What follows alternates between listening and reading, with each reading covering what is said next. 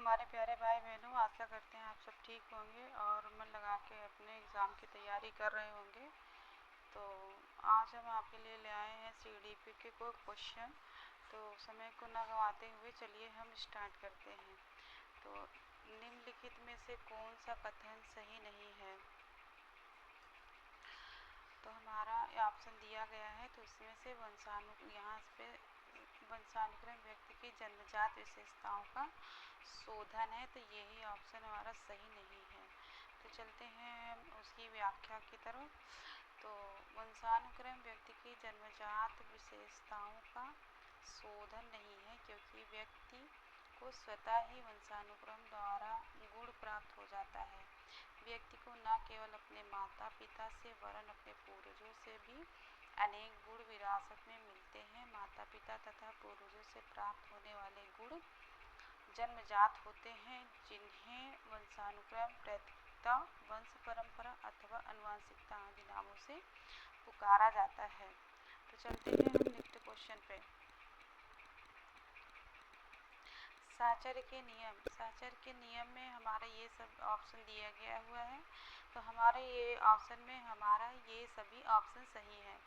हमारा जैसे ए है समानता का नियम, दूसरा है वैषम्य का नियम, तीसरा सी है समीपता का नियम।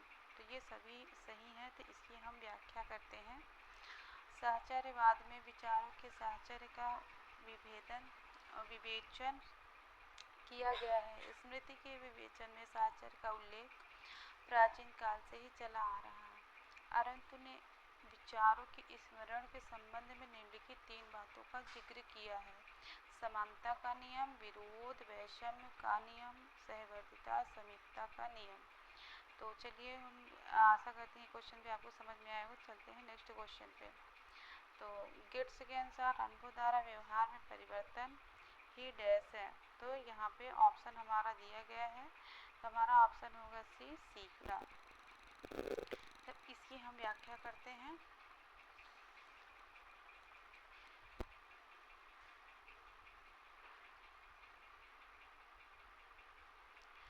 गिट्स के अनुसार अनुभव द्वारा व्यवहार में परिवर्तन ही सीखना है। सीखना जीवन पर्यंत चलता रहता है। व्यक्ति अपने जन्म के समय से मृत्यु तक कुछ न कुछ सीखता रहता है। तो चलते हैं नेक्स्ट क्वेश्चन पे। अपने आप को प्रेम करने की प्रवृत्ति को क्या कहते हैं? तो यहाँ पे ऑप्शन हमारा दिया गया है, जिसमें हमारा ऑप्शन सी सही है, नार्सिज्म की प्रवृत्ति। तो हम इसकी व्याख्या कर लेते हैं। नार्सिज्म की प्रवृत्ति फ्रायड के अनुसार जब व्यक्ति अपने ही रूप पर मुग्ध होकर अपने आप को ही प्रेम करने लगता है, तब उसे स्वमोह या आत्ममोह कहा जाता है। नार्सिज्म शब्द का आधार नार्सिस में पाया जाता है, जो यूनान का एक अत्यंत सुंदर पुरुष था। वह तालाब के पानी में अपना मुख देखकर मुग्ध होता रहा और अपने प्रतिबिंब से अपनी नज़र न हटा पाने के कारण भूख प्यास से व्याकुल होने के कारण मृत्यु को प्राप्त हो गया। तो चलते हैं नेक्स्ट क्वेश्चन पे। मनुष्य की बुद्धि आगे की पीढ़ियों में संक्रमित होती है। डैश का कार्य इस जन्मजात योग्यता के विकास के लिए उपयुक्त परिस्थितियों का निर्माण करना है। तो हमारा ये ऑप्शन दिया गया हुआ है, तो इसमें हमारा ऑप्शन सी वातावरण सही है। तो मनुष्य की बुद्धि आगे की पीढ़ियों में संक्रमित होती है। वातावरण का कार्य इस जन्मजात योग्यता के विकास के लिए उपयुक्त परिस्थितियों का निर्माण करना है। मोश और विंगो के अनुसार मानव व्यवहार की प्रत्येक विशेषता वंशानुक्रम और वातावरण की अंतःक्रिया का फल है। तो चलते हैं नेक्स्ट क्वेश्चन पे। पूरे आवृत्ति वितरण के प्रतिनिधित्व करने वाले मान को डैश कहा जाता है? केंद्रवर्ती प्रमाप का मान। तो ये हमारा ऑप्शन बी सही था, केंद्रवर्ती प्रमाप का मान। तो इसकी हम व्याख्या करते हैं।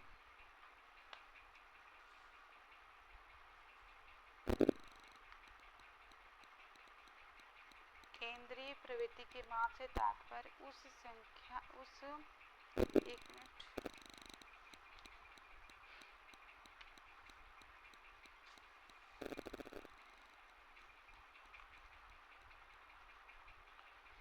केंद्रीय प्रवृत्ति के माप से तात्पर्य उस संख्या को जानना है जिसके चारों ओर समूह के अंक परिचालन करते हैं।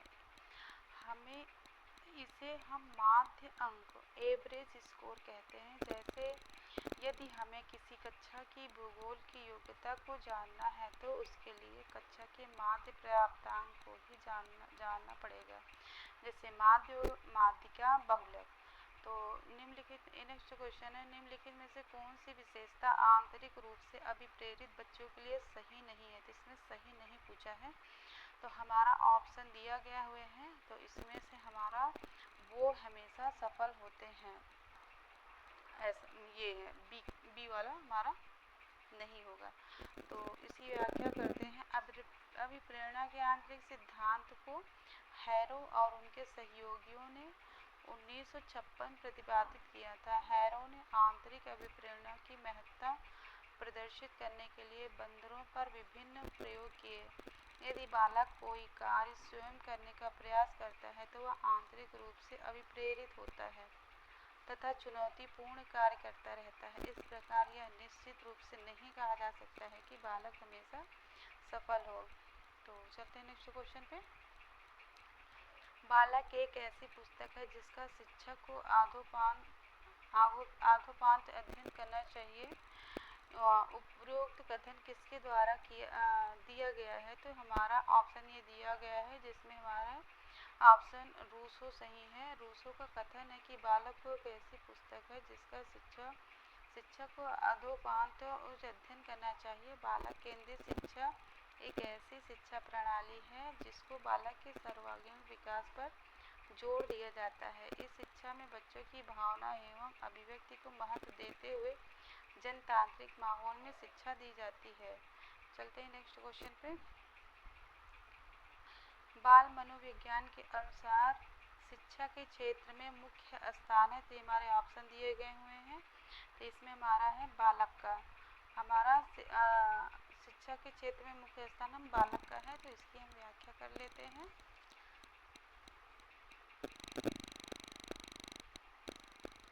तो बाल मनोविज्ञान के अनुसार शिक्षा के क्षेत्र में मुख्य स्थान बालक का है। जेम्स ड्रेवर के अनुसार मनोविज्ञान वह शुद्ध विज्ञान है जो मानव तथा पशु के उस व्यवहार का अध्ययन करता है जो व्यवहार उसके अंतर्गत के मनोभाव विचारों की अभिव्यक्ति करता है। सामान्य से विशेष की तर्क की प्रक्रिया निम्नलिखित में से कौन सी पद्धति में है? तो हमारा ऑप्शन निगमनात्मक होगा, ये बी है। तो इसकी व्याख्या कर लेते हैं। निगमनात्मक चिंतन की विशेषता यह है कि पूर्व निर्धारित नियमों समानीकरण के आधार पर किसी विशिष्ट तथ्य संबंधित प्रतिज्ञापित की पुष्टि करते हैं, जिसमें इसमें चिंतन की प्रक्रिया सामान्य रूप से विशिष्ट की ओर होती है। जैसे सभी मनुष्य मरणशील हैं, मोहन एक व्यक्ति है। इस तथ्य की प्रक्रिया को निम्नलिखित आकृति द्वारा दर्शाया गया है। तो ये निगमन है, ये डिडक्टिव है, सामान्य नियम है, विशिष्ट है, सामान्य नियम, निगमन चिंतन है, चिंतन विश्लेषण विशिष्ट। तो चलते हैं नेक्स्ट क्वेश्चन पे। बाल अवस्था की प्रमुख मनोवैज्ञानिक विशेषता क्या है? तो हमारी विशेषता इसमें सामूहिकता की भावना है। तो इसी व्याख्या कर लेते हैं। बाल अवस्था की प्रमुख मनोवैज्ञानिक विशेषता शारीरिक विकास, मानसिक विकास, संवेगात्मक विकास, सामाजिक विकास, जिज्ञासा की बहुलता, बौद्धिक विकास, रचनात्मक कार्यों में आनंद, सामूहिक भावना की प्रबलता, इकट्ठा करने की प्रवृत्ति, रुचियों में परिवर्तन, काम की न्यूनता, नैतिक गुणों का विकास, वास्तविक जगत से संबंध, व्यक्तित्व का विकास। किशोरावस्था में संवेगों की तीव्रता किस प्रकार प्रकट होती है? तो यहाँ पे सभी सही हैं। प्रतिकूल पारिवारिक संबंध, व्यवसाय की समस्या, नई परिस्थिति के साथ समायोजन। इसकी व्याख्या कर लेते हैं। किशोरा अवस्था में आगमन का मुख्य चिन्ह संवेगात्मक विकास में तीव्र परिवर्तन है। किशोरावस्था में संवेगों की तीव्रता प्रकट करने की परिस्थितियाँ निम्नलिखित हैं। हमारा पहला है, फर्स्ट है प्रतिकूल पारिवारिक संबंध, दूसरा है व्यवसाय की समस्या, तीसरा है नई परिस्थिति के साथ समायोजन। तो चलते हैं नेक्स्ट क्वेश्चन पे। 140 से अधिक बुद्धि लगती IQ वाले बच्चे को किस श्रेणी में रखेंगे? तो ये हमारी श्रेणियाँ ऑप्शन में दी गई हैं। तो इसमें से हमारा होगा प्रतिभाशाली 140 से। तो इसकी हम व्याख्या करते हैं। बुद्धि लब्धि सबसे पहले स्टर्न ने दिया था, बाद में इसका प्रयोग टर्मन ने 1916 में किया था। यह किसी बालक या व्यक्ति की वास्तविक बुद्धि की मात्रा को प्रदर्शित करता है जो वास्तव में वह बालक रहता है। बुद्धि लब्धि की वितरण तालिका। तो बुद्धि लब्धि व वर्ग 140 से अधिक प्रतिभाशाली बुद्धि, 120 से 140 प्रखर बुद्धि और 110 से 120 अति सामान्य बुद्धि, 90 से 110 सामान्य बुद्धि और 75 से 90 अल्प बुद्धि, 50 से 75 मूर्ख बुद्धि और 25 से 50 मूढ़ बुद्धि, 25 से कम जड़ बुद्धि। तो इसको यहाँ से अगर हम 20 से इसको लर्न करते हैं, 90 से 110 सामान्य बुद्धि और तब इस तरफ का हमें आसानी से लर्न हो जाता है। तो चलते हैं हम नेक्स्ट क्वेश्चन पे।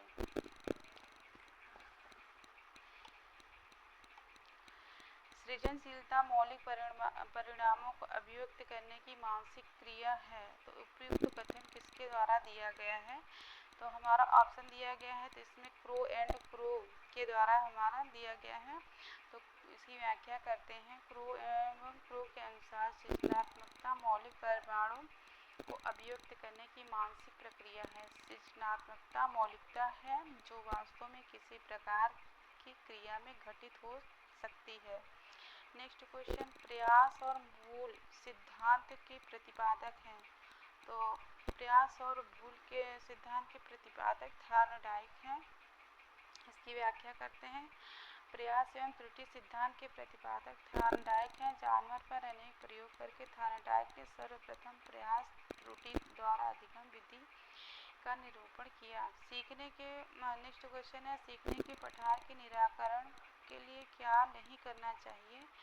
तो ये हमारा ऑप्शन दिया गया है। तो उसे दंडित नहीं करना चाहिए, उसे दंडित करना चाहिए, इसमें नहीं पूछा हुआ है। तो इसकी व्याख्या करते हैं। सीखने का पठार सीखने की प्रक्रिया की एक प्रमुख विशेषता पठार है। ये उस अवधि को बताते हैं जब सीखने की प्रक्रिया में कोई उन्नति नहीं होती।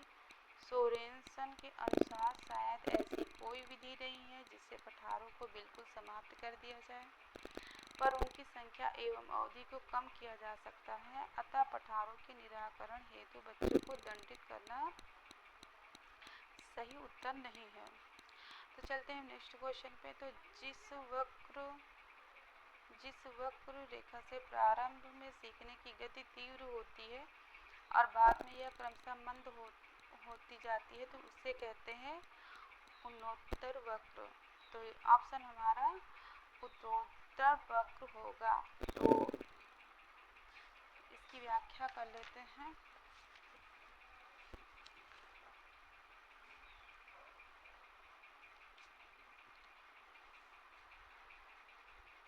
उत्तरोत्तर वक्र में प्रारंभ में सीखने की गति तीव्र होती है, इसके पश्चात अधिगम की मात्रा धीरे धीरे कम होने लगती है एवं अंत में वक्र एक क्षेत्रीय रेखा या पठार के रूप में हो जाता है, जो तो इस बात का संकेत है कि अब अभ्यास करने पर भी सीखने की मात्रा में उन्नति संभव नहीं है।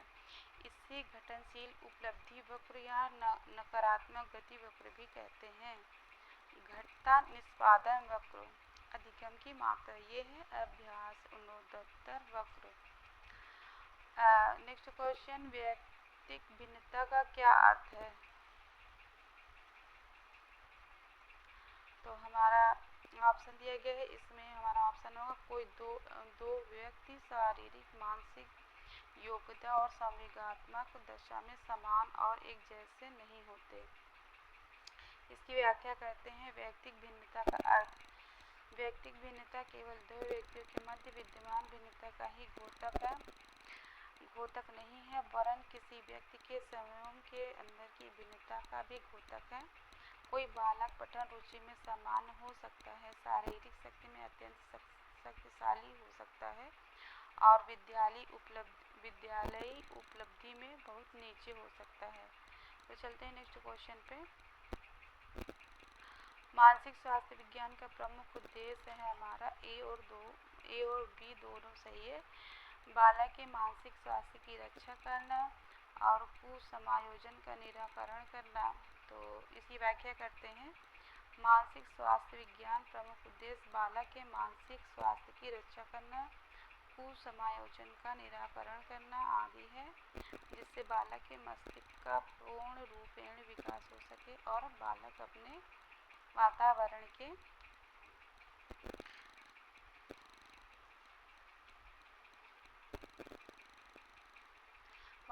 के साथ सामंजस्य स्थापित कर सके। और फिर शेफर के अनुसार व्यक्ति को अधिक पूर्ण, अधिक सुखी, अधिक सामंजस्यपूर्ण और अधिक प्रभावपूर्ण जीवन प्राप्त करने में सहायता देना। तो निम्नांकित नेक्स्ट क्वेश्चन है। निम्नांकित 7 छात्रों के अंक इस प्रकार हैं। इसका है मतलब एक छात्र का 40 है, 38 है, 36 है, 50 है, 51 है, 54 है, 23 है। तो उपरोक्त की माध्यिका निकालनी है। तो उपरोक्त की माध्यिका निकालने का हमारा सूत्र होता है n+1/2। तो इस उपरोक्त कितनी संख्या दी गई है, तो 7 है, +1 कर देंगे तो वहाँ पे 8 आ जाएगा, तो उसको डिवाइड कर देंगे तो 4वां, चौथावां हमारा स्थान होगा 40वां।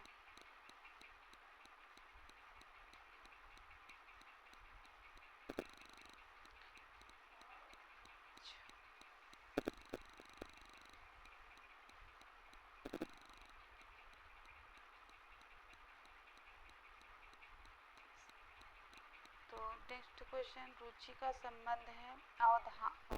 ये ऑप्शन है रुचि का संबंध अवधान। तो इसकी व्याख्या करते हैं। रुचि किसी अनुभव में लिप्त हो जाने तथा उसे जारी रखने की प्रवृत्ति है। स्टार ने रुचि की व्याख्या करते समय इसका तुलनात्मक अध्ययन एक नौका से किया है।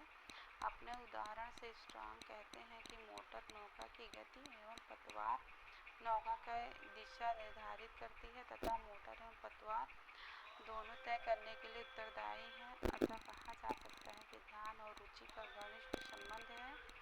ध्यान रुचि का लक्षण है, ध्यान रुचि की क्रियाशीलता है। तो आज का वीडियो यहीं तक है। अगर आपको कोई भी इसमें त्रुटि या अगर कोई भी हमको सुझाव देना है तो प्लीज़ आप कमेंट सेक्शन में बताइएगा। तो मिलते हैं नेक्स्ट वीडियो में। धन्यवाद।